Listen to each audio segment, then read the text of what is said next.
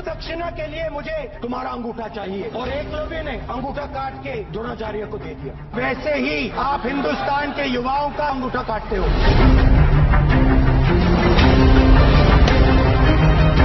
हिंदुस्तान के युवा सुबह उठकर 4 बजे उठकर अलग अलग एग्जाम्स की तैयारी करते हैं। जब आप पेपर लीक कराते हो तब आप हिंदुस्तान के युवाओं का अंगूठा काटते हो।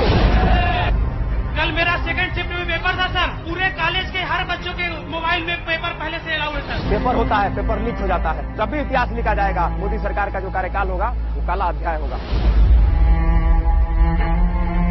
लैटरल एंट्री कर आप हिंदुस्तान के युवाओं का अंगूठा काटते हो। पूरे उत्तर प्रदेश और देश में आज विश्वविद्यालयों में वाइस चांसलर कौन है? ये सारी टीमें आरएसएस जैसी संस्थाओं से निकले हुए लोगों को बिठाया जा रहा है।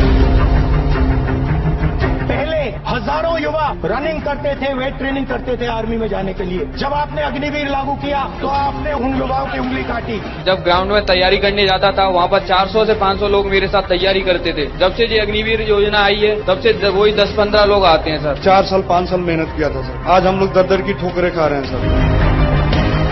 जैसे द्रोणाचार्य जी ने एकलव्य का अंगूठा काटा, वैसे ही आप हिंदुस्तान